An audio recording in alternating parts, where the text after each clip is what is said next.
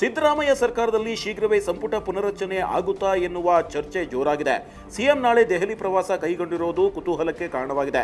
6ರಿಂದ 7 ಮಂದಿಗೆ ಕೋಕೊಟ್ಟು ಹಿರಿಯರು ಮತ್ತು ಹೊಸಬರಿಗೆ ಮಣೆ ಹಾಕುವ ಸಾಧ್ಯತೆ ಇದ್ದು, ಈ ಬಗ್ಗೆ ವರಿಷ್ಠರ ಜೊತೆ ಚರ್ಚಿಸುವ ಸಾಧ್ಯತೆ ಇದೆ.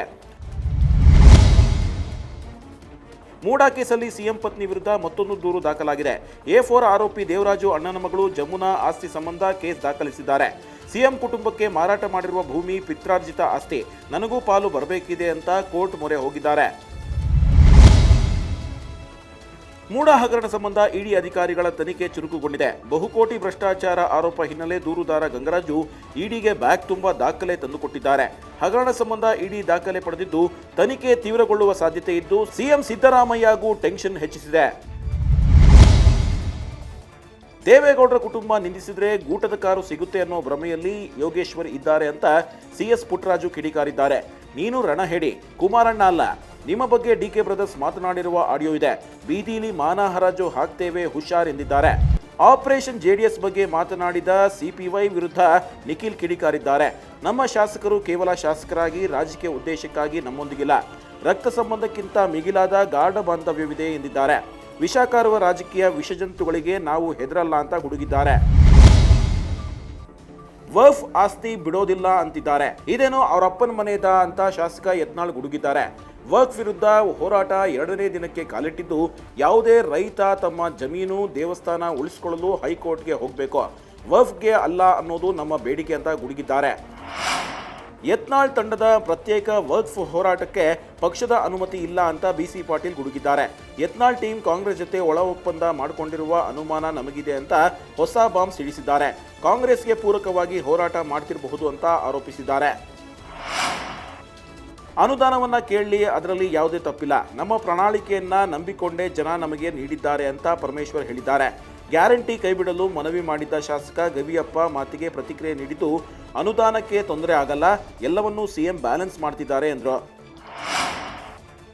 ವೀಲಿಂಗ್ ಮಾಡೋರ ಕೈಗೆ ಕೋಳ ಹಾಕೋಕೆ ಪೊಲೀಸರು ಇನ್ನೂ ಒದ್ದಾಡ್ತಾನೆ ಇದ್ದಾರೆ.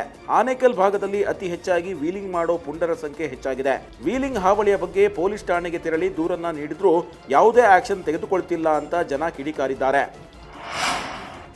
ಬೆಂಗಳೂರಿನಲ್ಲಿ ಭ್ರಷ್ಟ ಅಧಿಕಾರಿಗಳಿಗೆ ಲೋಕಾಯುಕ್ತ ಬಿಗ್ ಶಾಕ್ ಕೊಟ್ಟಿದೆ. ಬಹುಕೋಟಿ ಹಗರಣ ಸಂಬಂಧ ಬಿಬಿಎಂಪಿ ಅಧಿಕಾರಿ ಸತ್ಯಮೂರ್ತಿ ಮನೆ ಮೇಲೆ ದಾಳಿ ಮಾಡಿದ್ದಾರೆ. ಅಷ್ಟು ಮಾತ್ರವಲ್ಲ, ಬಿಬಿಎಂಪಿ ಪಶ್ಚಿಮ ವಲಯದ ಕಲ್ಯಾಣ ಅಧಿಕಾರಿಯಾಗಿದ್ದ ಟಿ ಲಲಿತಾ ಮನೆಗೂ ಲೋಕಾಯುಕ್ತರು ಲಗ್ಗೆ ಹಾಕಿದ್ದಾರೆ. ಮಹಾರಾಷ್ಟ್ರ ಸಿಎಂ ಯಾರು ಅನ್ನೋದು ಮೋದಿ ನಿರ್ಧಾರ ತೆಗೆದುಕೊಳ್ತಾರೆ. ಏನೇ ಡಿಸಿಷನ್ ತಗೊಂಡ್ರೂ ಜೊತೆ ಇರ್ತೇನೆ ಅಂತ ಏಕನಾಥ್ ಶಿಂದೆ ಹೇಳಿದ್ದಾರೆ. ಎಲ್ಲರ ಶ್ರಮದಿಂದ ಗೆಲುವು ಸಿಕ್ಕಿದೆ ಎಂದಿದ್ದಾರೆ.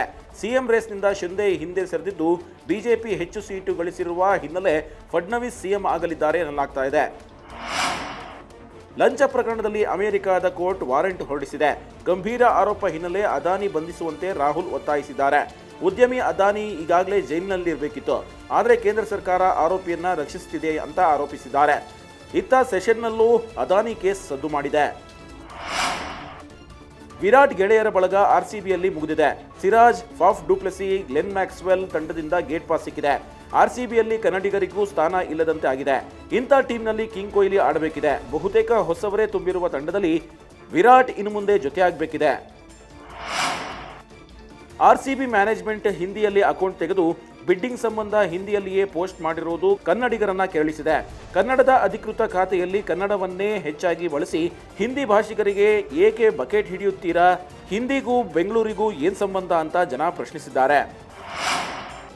ನ್ಯಾಷನಲ್ ಸ್ಟಾರ್ ಯಶ್ ತಮ್ಮ ಮುಂದಿನ ಚಿತ್ರ ಟಾಕ್ಸಿಕ್ ಶೂಟಿಂಗ್ಗಾಗಿ ಮುಂಬೈನಲ್ಲಿ ಬೀಡುಬಿಟ್ಟಿದ್ದಾರೆ. ಸಿನಿಮಾ ಕೆಲಸಕ್ಕೆ ಬ್ರೇಕ್ ಬೆನ್ನಲ್ಲೇ ಪತ್ನಿ ರಾಧಿಕಾ, ಮುದ್ದಿನ ಮಕ್ಕಳೊಂದಿಗೆ ಯಶ್ ಮುಂಬೈ ರೌಂಡ್ಸ್ ಹಾಕಿದ್ದಾರೆ.